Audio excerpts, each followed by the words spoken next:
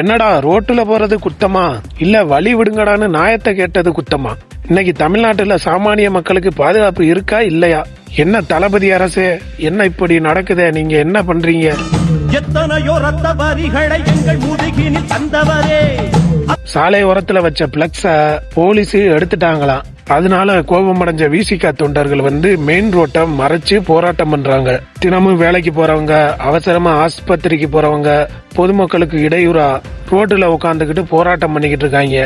அந்த வழியா பைக்ல வந்த ஒரு சாதாரண இளைஞன், எனக்கு வழி விடுங்க, நியாயமான கோரிக்கையை கேட்கிறேன். இதுக்கு அந்த வீணா போன விசிக தொண்டர்கள் அவனை அடிக்க பாயிறாங்க, திட்டுறாங்க.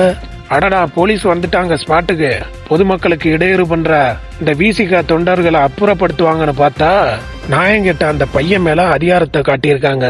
ஒருமையில பேசியிருக்காரு ஒரு எஸ்ஐ.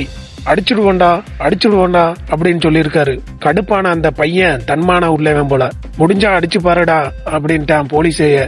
இந்த போலீஸும் ஒரு அடி அடிச்சிட்டாரு. ஒரு துளி கூட யோசிக்காம விட்டாங்க. போலீஸுக்கு ஒரு அறை தொப்பி பறக்க. சாது மிரண்டா காடு கொள்ளாதுன்னு சொல்லுவாங்க தமிழ்ல. அது மாதிரி இருந்துச்சுங்க பார்க்கும்போது அந்த பையன் பண்ணது. நீங்க ஒருவேளை அந்த பையனை நீங்க கொடூரமான முறையில் இழுத்துட்டு போறீங்க, ரொம்ப டிஸ்டர்பிங்கா இருக்கு. தனியாளா நின்று உரிமையை கட்ட அந்த சாமானிய பையனை அத்தனை போலீஸும் பிடிச்சு இழுத்து வண்டியில இருந்து கீழே விழுந்து அவனை சங்க பிடிச்சு குரவலைய பிடிச்சு குத்துறாரு. ஒரு போலீஸ்லாம் வயிற்றுலயே மல்லு கட்டி குண்டு கட்டா வண்டியில போலீஸ் ஜீப்ல ஏத்துறாங்க. அவனை கொண்டு போய் அடுக்கடுக்கா 6 பொய் வழக்கு போட்டு வச்சிருக்காங்களாம். கொலை முயற்சி வழக்கெல்லாம் போட்டிருக்காங்களா அந்த பையன் மேல. அதுதான் லைவே விட்டுருக்காங்க வீடியோல. அந்த விசிக தொண்டர்கள் மேலையும் போலீஸ் மேலையும் தான் தப்புன்னு தெளிவா தெரியுது. அந்த பையன் போலீஸ் அடிச்சது தப்புதான். ஆனா நீங்க அடிச்சீங்கன்னா ஒரு தவறும் பண்ணாத ஒருத்தனுக்கு கோபம் வருமா வராதா? எனக்கா இருந்தாலும் வருமையா? நானா இருந்தாலும் அடிப்பையா போலீஸ? தப்பு பண்ணா தானே பயப்படணும். போலீஸ்னா என்ன கடவுளா? தப்பே பண்ணாத ஒருத்தனை நீ அடிச்சைனா அவன் எப்படி சும்மா போவேன்?